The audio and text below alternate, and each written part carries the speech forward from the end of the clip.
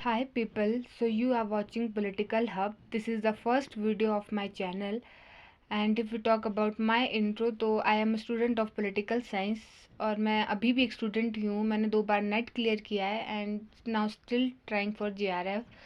सो बाकी अगर आपको और मेरे चैनल के बारे में जानना है तो आप डिस्क्रिप्शन में चेक कर सकते हैं. बाकी मेरा टेलीग्राम चैनल है decoding net JRF political hub, आप उसे भी विजिट कर सकते हैं. वहाँ पे सारी PDFs भी अवेलेबल होंगी. Then I think we should start the topic which is waves of democratization. तो ये जो टॉपिक था ये निकला था सैमुअल P. हंटिंगटन की book the third wave democratization in late 20th century. तो इस बुक में उन्होंने क्या किया था, उन्होंने बहुत सारे डेमोक्रेसीज की स्टडी की थी और उस बेसिस पे उन्होंने जो है ये 3 वेव का कंसेप्ट दिया था. सबसे पहले समझते हैं कि डेमोक्रेटाइजेशन प्रोसेस होती क्या है. तो डेमोक्रेटाइजेशन प्रोसेस जो है इसमें क्या होता है, बेसिकली जब कोई सोसाइटी या फिर कोई भी पॉलिटिकल सिस्टम वो लेस डेमोक्रेटिक या फिर अथॉरिटेरियन या ऑटोक्रेटिक रिजीम से जब टूवर्ड्स डेमोक्रेसी मूव करता है तो उसे ही हम डेमोक्रेटाइजेशन कहते हैं. इस प्रोसेस के दौरान बहुत सारी डेमोक्रेटिक प्रैक्टिसेस को अडॉप्ट किया जाता है, like free and fair elections, civil liberties दी जाती है सिटीजन्स को, and they will be fostering a culture of participation and accountability. So ये कुछ बेसिक डेमोक्रेटाइजेशन के बारे में कुछ नॉलेज थी. Then I think we should move towards the features, जो कि मैंने एक ओवरव्यू के लिए डाला है कि फीचर्स क्या क्या होते हैं, like free and fair elections, political rights, transition from authoritarianism and totalitarianism, then there is rule of law, transparency and accountability. So these are all the features. Then अब हम बात करेंगे 3 वेव्स की, जो द मोस्ट इम्पॉर्टेंट है आज की video का. सो द फर्स्ट वेव वो चली थी फ्रॉम 1828 टू 1926 तक. इस दौरान क्या हुआ, काफ़ी सारी नई नई डेमोक्रेसीज उभरनी स्टार्ट हुई. यानी कि जो भी हमारी पुरानी डेमोक्रेसीज थी, जैसे कि यूनाइटेड स्टेट्स वो सबसे पुरानी डेमोक्रेसी है, तो वो भी फर्स्ट वेव के दौरान ही उभरी थी. इस दौरान क्या हुआ, पहले पहले तो वाइट मेल्स को वोटिंग राइट्स मिले, देन धीरे धीरे वो सफरेज जो था वो एक्सपेंड होना स्टार्ट हुआ, एंड देन 1920s तक आते आते वुमेन को भी वोटिंग राइट्स मिलने स्टार्ट हो गए थे.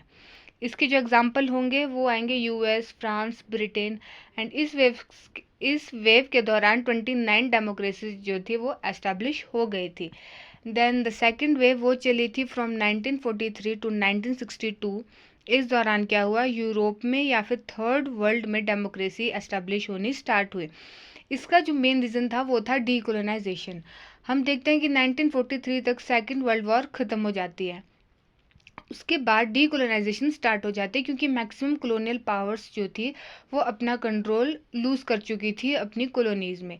देन डीकोलोनाइजेशन स्टार्ट हुआ एंड देन वहाँ पर डेमोक्रेसी जो थी वो भी आनी स्टार्ट हुई. तो इसके जो मेन एग्जांपल्स है वो भी आएंगे वही India, Pakistan, Sri Lanka, Australia, West Germany and so on. Then आती है हमारी third wave and the last wave, जो चली फ्रॉम 1974 से लेकर के अभी प्रेजेंट टाइम पीरियड तक. इस दौरान क्या हुआ कि ऑटोक्रेटिक रिजीम्स जो थी जहाँ भी कहीं बची थी वो कोलैप्स होनी स्टार्ट हो गई.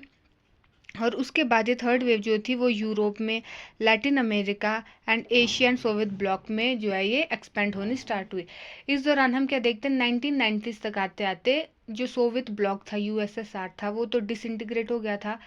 तो उससे जो भी कंट्रीज निकली थी वहाँ पर क्या हुआ कि वहाँ पर अब धीरे धीरे डेमोक्रेसी आनी स्टार्ट हो चुकी थी, क्योंकि पहले तो कम्युनिज्म था वहाँ पर, बट देन क्या हुआ, डेमोक्रेसी आनी स्टार्ट हुई. तो सोवियत ब्लॉक जो आएगा वो भी थर्ड वेव में ही आएगा. इस दौरान 60 से ज़्यादा डेमोक्रेसीज जो थी वो एस्टेब्लिश हो गई थी. अब इन वेव्स के दौरान जो कुछ रिवर्स वेव्स भी चली थी, यानी कि जो ये फर्स्ट सेकंड थर्ड वेव हमने पढ़ी, इन्हीं के बीच के पीरियड में जो है कुछ रिवर्स वेव आने भी स्टार्ट हुई थी. रिवर्स वेव हमेशा इन वेव के बाद ही आई थी, इसलिए इनको रिवर्स वेव कहते हैं.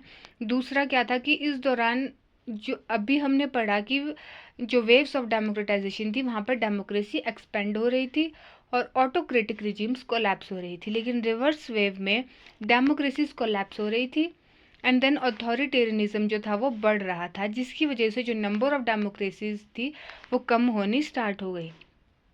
पहली रिवर्स वेव चली थी फ्रॉम 1922 टू 42. इस दौरान फासिज्म और कम्युनिज्म बहुत ज़्यादा बढ़ चुका था.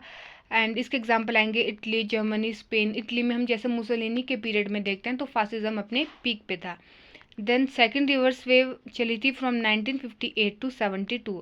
इस दौरान बहुत सारे मिलिट्री कूप्स हुए एंड देन जो अथॉरिटेरियनिज्म था वो Latin America, Asia and Africa में एक्सपेंड होना स्टार्ट हुआ। फॉर एग्जांपल हम देखते हैं कि पाकिस्तान में काफ़ी ज़्यादा मिलिट्री कूप्स, वहाँ पे पहले से ही काफ़ी ज़्यादा कूप्स होते आ रहे थे, तो इंस्टेबिलिटी काइंड ऑफ क्रिएट होती जा रही थी। Then these are all about the waves, but इसके साथ मैंने कुछ एडिशनल फैक्ट्स ऐड किए हैं about Samuel P Huntington.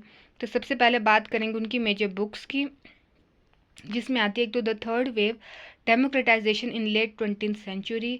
Then उन्होंने लिखी थी political development and political decay, then the clash of civilization, then culture matters, many globalization and the soldier and the state. ये जो इनकी लास्ट बुक थी soldier and the state, इसमें उन्होंने civil military relations के बारे में बताया था, जो कि मैंने आगे ऐड भी किया है। तो उनकी अगर मेजर कंसेप्ट की बात करें, सबसे पहला कंसेप्ट था पॉलिटिकल डिके का, ये था पॉलिटिकल डेवलपमेंट से रिलेटेड।